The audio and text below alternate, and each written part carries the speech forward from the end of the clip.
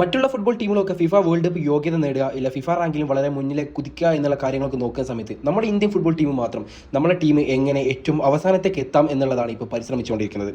Indian football ടീമിൻ്റെ മാനേജ്മെൻറ്റും കാര്യങ്ങളൊക്കെ ഇപ്പോൾ അങ്ങനെ തന്നെയാണ് മുന്നോട്ട് പോയിക്കൊണ്ടിരിക്കുന്നത്. ഇപ്പോൾ പുതിയ ഫിഫ റാങ്കിങ് പുറത്ത് വന്നിട്ടുണ്ട്. നമ്മൾ 142 സ്ഥാനത്തേക്ക് പിന്തള്ളപ്പെട്ടിരിക്കുന്നു.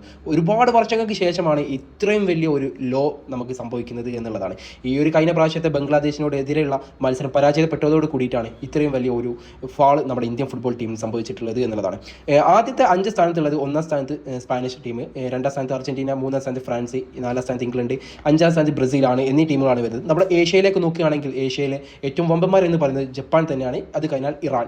ജപ്പാൻ 18ാം സ്ഥാനത്തും ഇറാൻ 20ാം സ്ഥാനത്തുമാണ് ഇപ്പോൾ നിലകൊള്ളുന്നത് എന്നുള്ളതാണ്. ഇങ്ങനെയൊക്കെയാണ് ഫിഫ റാങ്കിങ് പുറത്ത് വന്നിട്ടുള്ളത്. നമ്മുടെ ഇന്ത്യൻ്റെ എപ്പോഴത്തും ഒരു റൈവലറി ടീമാണ് തായ്ലാൻഡ് എന്ന് പറയുന്നത്. ഈ ഒരു തായ്ലാൻഡിൻ്റെ ഇപ്പോഴത്തെ പുതിയ ഫിഫ റാങ്കിങ് പുറത്ത് വന്നിട്ടുണ്ട്. ഇപ്പോൾ 95ലാണ് ഈ ഒരു ടീം നിൽക്കുന്നത് എന്നുള്ളതാണ്. ഈ ഒരു വർഷത്തിൻ്റെ തുടക്ക സമയത്ത് നമ്മൾ ഈ തായ്ലാൻഡിനേക്കാൾ മുമ്പിലായിരുന്നു എന്നുള്ളതാണ്.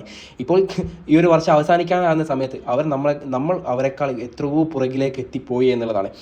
തായ്ലാൻഡിനെതിരെ 8 വർഷങ്ങൾക്ക് മുമ്പ് നമ്മളൊരു വിജയം 4-0 എന്നുള്ള സ്കോറിൽ വിജയിച്ചിട്ടുണ്ടായിരുന്നു. നമ്മുടെ മാനേജ്മെൻറ്റ് ഇവിടെ നോക്കുന്നത് നമുക്ക് എങ്ങനെ ഏറ്റവും പുറകിലേക്ക് ഫിഫ റാങ്കിങ്ങിൽ എത്താം എന്നുള്ളതാണ്. അതിന് വേണ്ടിയിട്ടുള്ള എല്ലാ പരിപാടികളും ഇന്ത്യൻ ഫുട്ബോൾ ടീമിൻ്റെ ഫെഡറേഷനും നടത്തുന്നുണ്ട് എന്നുള്ളതാണ്.